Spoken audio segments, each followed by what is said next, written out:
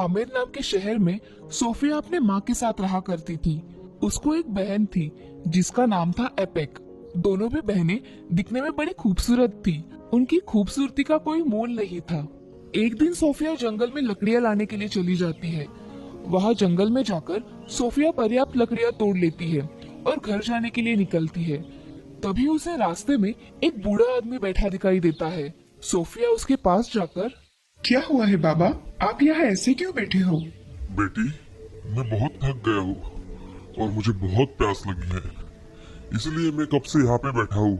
Sophia बूढ़े बाबा के पास लकड़ियाँ डालकर बाबा से कहती है, बाबा मैं अब भी आती हूँ, आप यहीं पर रहना। ठीक है बेटी। ऐसा बताकर सोफिया वहाँ से चली जाती है।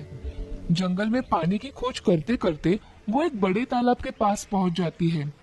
सोफिया को पानी देखकर बहुत आनंद हो जाता है। वह तालाब देख उसमें से पानी निकालने की कोशिश करती है। तभी उसको उस तालाब में से एक आवाज आती है। वो सभी दिशाओं की ओर देखती है मगर उसे कुछ दिखाई नहीं देता। वो मन में सोचती है कि यहाँ तो कोई नहीं है, ऐसा लगता है मुझे वहम हुआ है। वो फिर से पानी को हाथ लगाने के लिए जाती है। तभी उसे तालाब में से आवाज आती है, ये लड़की, तुम्हें अगर इस तालाब का पानी चाहिए तो मेरे पानी में एक बड़ी पेड़ की लकड़ी डाल दो, जिससे तुम इस तालाब से पानी ले सकते हो। धन्यवाद, मैं अब भी लकड़ी लेकर आती हूँ। ऐसा कहकर सोफिया अपने पास की कुल्हाड़ी लेकर एक बड़े पेड़ के पास चली जाती है।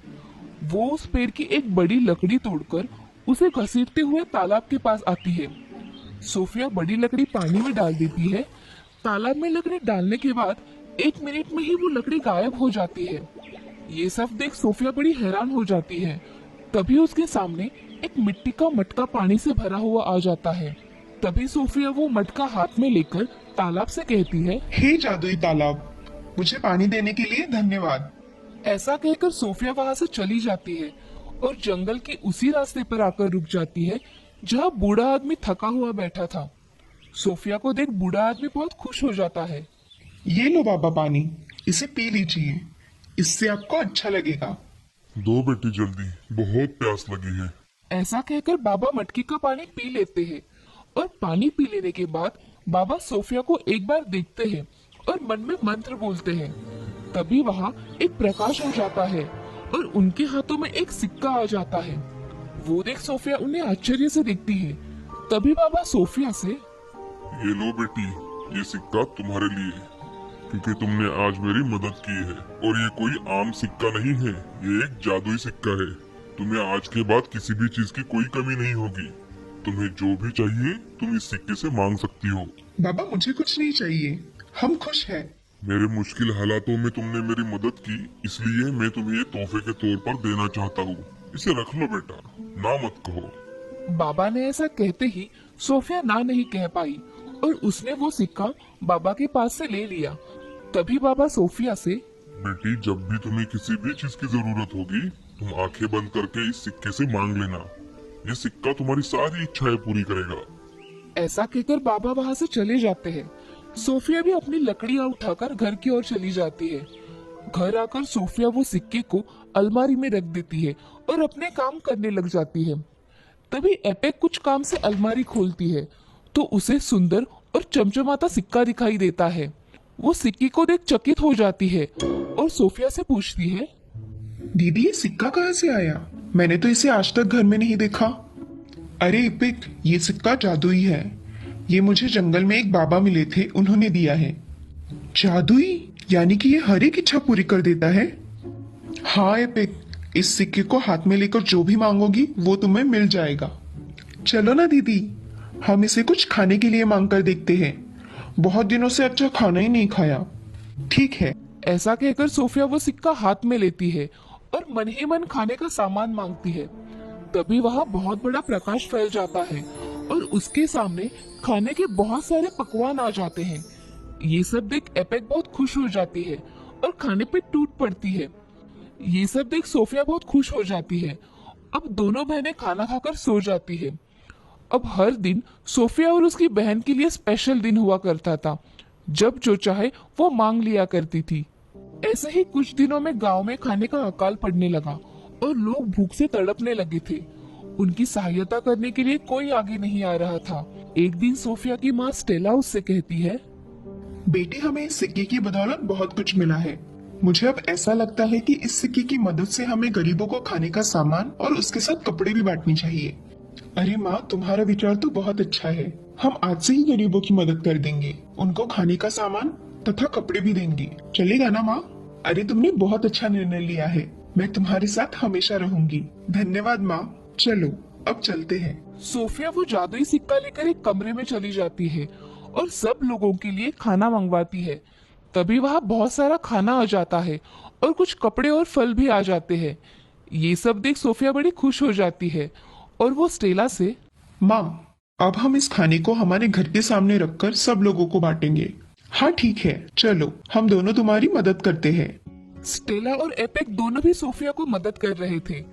जैसे जैसे लोगों को पता चल रहा था कि यहाँ खाना और कपड़े मिल रहे हैं, वैसे वैसे लोग वहाँ आने लगे थे।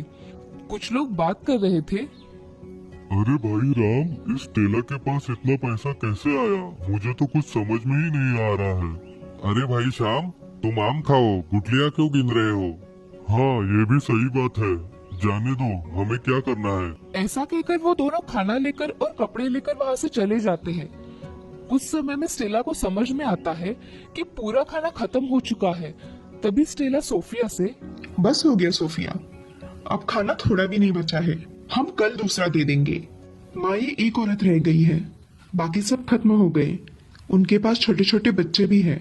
औरत तभी सामने आती है और सोफिया से, बहुत भूख लगी है दीदी, मुझे और मेरे बच्चों को खाना मिलेगा ना? ऐसा उसने कहते ही सोफिया का दिल पिघल गया और उसने अपने हिस्से का खुद का खाना उस औरत को दे दिया। वो औरत खाना मिलते ही बहुत खुश हो गई और खुशी में उसने सोफिया को आशीर्वाद दिया और वहां से चली गई। ये सब देख स्टेला सोफिया से, बेटी, हमेशा ऐसे ही दूसरों की मदद करती रहना। मुझे ये सब देख बहुत अच्छा लगा। चलो अब घर जाकर खाना खाते हैं। तीनों भी घर में जाकर खाना खाकर सो जाती है। अब ये मदद करने का सिलसिला हर रोज चलता रहा। ये बात गांव गांव में फैल गई। अब बहुत सारे लोग वहां मदद मांगने के लिए आया करते थे और सोफिया हर प्रकार से उनकी मदद कर दिया करती थी। एक दिन राज्य का मंत्री गांव में घूम रहा था तो उसे सोफिया के बारे में पता चला।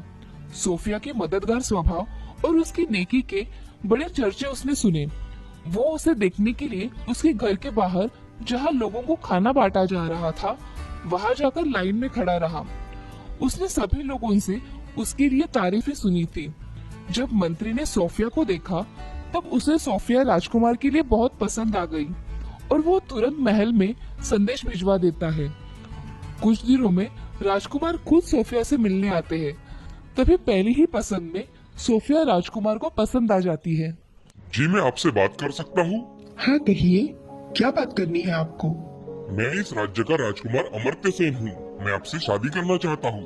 क्या आप मुझसे शादी करोगी? ऐसा सुनते ही सोफिया मन में बहुत खुश हो जाती है और मैं शादी के लिए तैयार हूँ, मगर मैं अपनी माँ से पूछकर आपको बताती हूँ। तभी स्टेला वहां आ जाती है और राजकुमार से कहती है, आप इस राज्य के राजकुमार हैं ना? जी हाँ, मैं इस राज्य का राजकुमार हूँ। मैं यहाँ किसी खास प्रयोजन से आया था। मैं आपके बेटी से शादी करना चाहता हूँ। क्या आपको ये रिश्ता मंजूर है? राजकुमार, आपने हमें इस काबिल समझा, यही बहुत है हमारे लिए। मैं तैयार हूँ और मेरी बच्ची के तो भाग ही खुल गए। जो आपके जैसे राजकुमार से उसकी शादी हो रही है। मेरी बेटी हमेशा खुश रहेगी आपके साथ।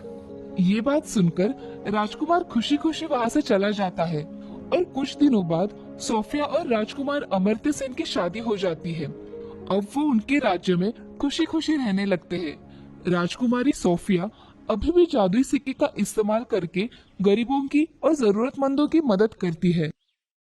इस कहानी से हमें ये सीख मिलती है कि जिंदगी में हमेशा दूसरों की मदद करनी चाहिए। हमेशा दूसरों की मदद करने वाले लोगों की भगवान भी मदद करता है।